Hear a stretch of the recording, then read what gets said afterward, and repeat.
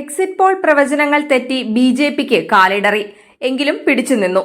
Exit പോളുകൾ ദുർബലമെന്ന് പ്രവചിച്ച India മുന്നണി കുതിച്ചുകയറി വിറപ്പിച്ചു. 150-ലേറെ സീറ്റുകൾ ലഭിക്കില്ലെന്ന് പോളുകൾ പറഞ്ഞ ഇന്ത്യ മുന്നണി 230-ന് മുകളിലേക്ക് കുതിച്ചുകയറി മിന്നുന്ന പ്രകടനം കാഴ്ചവെച്ചു. കഴിഞ്ഞ തിരഞ്ഞെടുപ്പിൽ 303 സീറ്റുകൾ ഒറ്റയ്ക്ക് നേടിയ ബി.ജെ.പി ഇക്കുറി 350 കടക്കുമെന്ന പ്രവചനം പാളി. ബി.ജെ.പി 240-നടുത്ത് സീറ്റുകളായി ചുരുങ്ങി.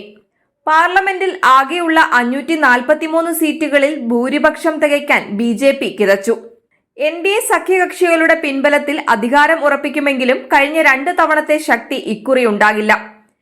പ്രധാനമന്ത്രി നരേന്ദ്രമോദിക്കും ബി.ജെ.പിയുടെ താരപ്രചാരകനായ അമിത്ഷായ്ക്കും ഏറ്റ തിരിച്ചടി കൂടിയായി തിരഞ്ഞെടുപ്പ് ഫലം. 2014-19 വർഷങ്ങളിലെ മോദി തരംഗം ഇക്കുറി അവസാന ഘട്ടങ്ങളിൽ നെഗറ്റീവായെന്ന രാഷ്ട്രീയ നിരീക്ഷകരുടെ വിലയിരുത്തൽ ഫലം ശരിവയ്ക്കുന്നു. 52 സീറ്റുകളിൽ നിന്ന് കോൺഗ്രസ് 100-ലേക്ക് നടന്നു കയറി. 10 വർഷത്തെ ഇടവേളയ്ക്ക് ശേഷമാണ് വീണ്ടും സെഞ്ചുറിയിലേക്ക് കോൺഗ്രസ് കടന്നത്. കോൺഗ്രസിന്റെ തിരിച്ചുവരവും ഇന്ത്യ മുന്നണിയുടെ അപ്രതീക്ഷിത കുതിപ്പുമാണ് ലോക്സഭാ തെരഞ്ഞെടുപ്പ് ഫലം. ഹിന്ദി ഹൃദയഭൂമിയായ ഉത്തർപ്രദേശിൽ മുഴുവൻ സീറ്റുകളും നേടി വൻ മുന്നേറ്റമാണ് ബി.ജെ.പി പ്രതീക്ഷിച്ചത്.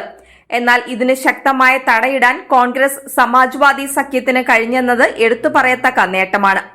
എൻ.ഡി.എ ഇന്ത്യ സഖ്യങ്ങൾ ഇവിടെ കനത്ത പോരാട്ടമാണ് കാഴ്ചവെച്ചത്. 2019-ൽ ഉത്തർപ്രദേശിലെ 80 സീറ്റുകളിൽ 62 സീറ്റുകളാണ് ബി.ജെ.പി നേടിയത്. സഖ്യകക്ഷിയായ അപ്നാദൾ 2 സീറ്റുകളും നേടി. സമാജ്വാദി പാർട്ടിക്ക് 5 സീറ്റുകൾ മാത്രമാണ് ലഭിച്ചത്.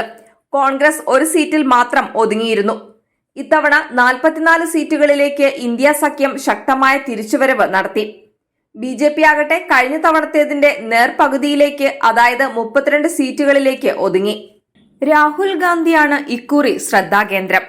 രാഹുൽ മത്സരിച്ച വയനാട്ടിലും റായ്ബറേലിയിലും ജനങ്ങൾ വമ്പൻ പിന്തുണയാണ് സമ്മാനിച്ചത്. കഴിഞ്ഞ തവണ ഒരു മണ്ഡലത്തിൽ പരാജയപ്പെട്ട രാഹുൽ ഇക്കുറി മത്സരിച്ച 2 മണ്ഡലങ്ങളിലും വമ്പൻ ജയം സ്വന്തമാക്കി. വയനാട്ടിൽ രാഹുൽ ഗാന്ധിയുടെ ഭൂരിപക്ഷം 3.5 ലക്ഷത്തിലേറെയാണ്. അതായത് മോദി വാരണാസിയിൽ നേടിയ ഭൂരിപക്ഷത്തിന്റെ ഇരട്ടിയിലധികം. മോദിക്ക് വാരണാസിയിൽ 1.5 ലക്ഷത്തിന്റെ ഭൂരിപക്ഷം മാത്രമാണ് നേടാനായത്. കഴിഞ്ഞ തവണത്തേക്കാൾ 3,26,992 വോട്ടുകൾ ഇവിടെ മോദിക്ക് കുറഞ്ഞു.